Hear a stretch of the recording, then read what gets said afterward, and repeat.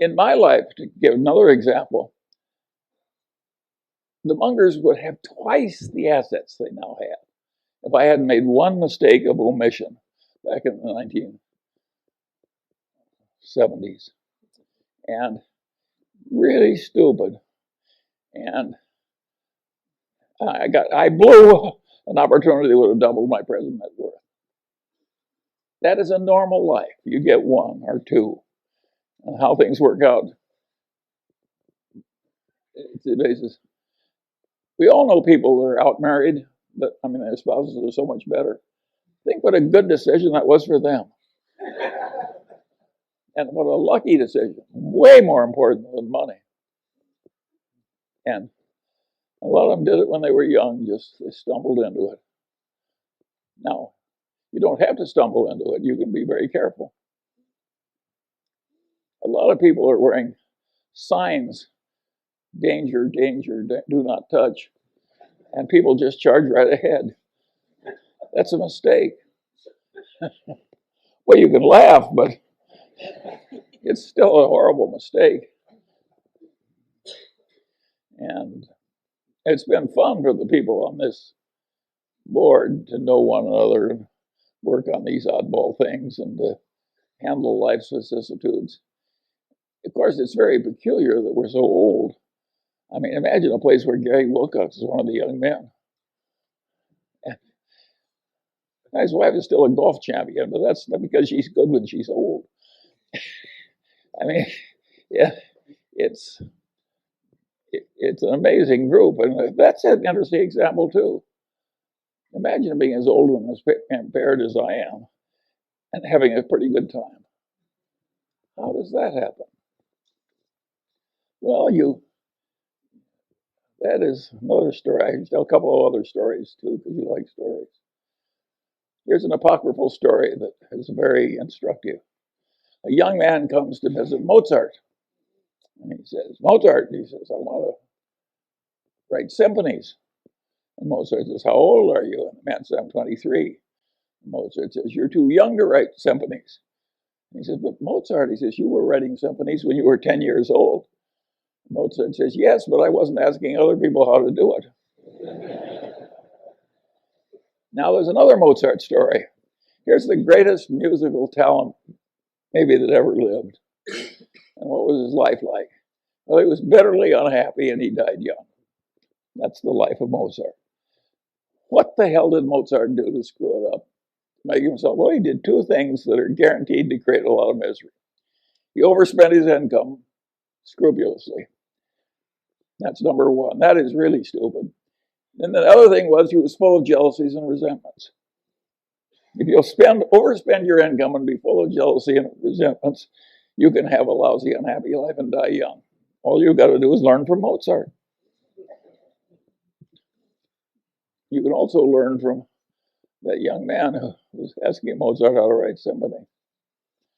The truth of the matter is that not everybody can learn everything. Some people are way the hell better. And of course, no matter how hard you try, there's always some guy that achieves more. Some guy or gal. And my answer is, so what? Does any of us need to be the very top of the whole world? It's ridiculous. And another thing that people do like Kierkegaard is amazing is they build these enormous mausoleums. I think they figure they want people to walk by that mausoleum and say, gosh, I wish I were in there.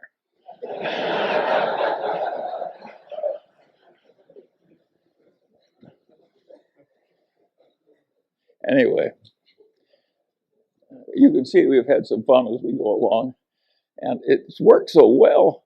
But if you actually figure out how many decisions were made in the history of the Daily Journal Corporation or the history of Berkshire Hathaway, it wasn't very many per year that were meaningful.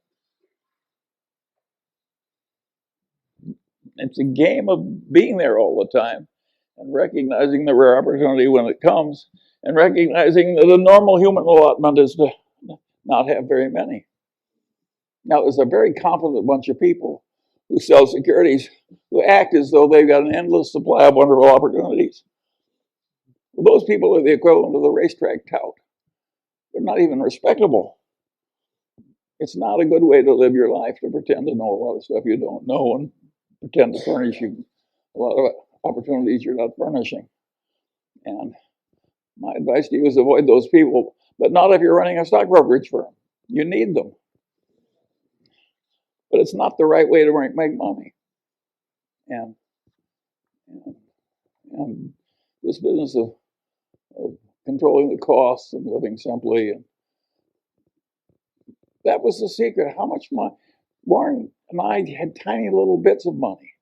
We always underspent our incomes, and we invested, and if you live long enough, you end up rich. It's not very complicated. And now there is a part of life which is, how do you scramble out of your mistakes without them costing too much? And we've done some of that too. And if you look at Berkshire Hathaway, think of its founding businesses: a doomed department store, a doomed New England textile company, and a doomed trading stamp company. Out of that came Berkshire Hathaway. Now, we handled those losing hands pretty well, and we bought into them very cheaply. But of course, the success came from changing our ways and getting into the better businesses. And it isn't that we were so good at doing things that were difficult. We were good at avoiding things that were difficult, finding things that are easy. By the way, when we bought the Daily Journal, that was easy. And what we're doing now in this software business is difficult. But due to the accident of these good associations and the fact that these old colleagues have lived so long, we're doing pretty well in the new business. It has potential. And it's fun to do. And how many declining newspapers have hundreds of millions of marketable securities lying around and a new business with some promise? We're like the last of the Mohegans. That's for Jerry. Oh, he's giving it to somebody important. Well, I'll take some questions now.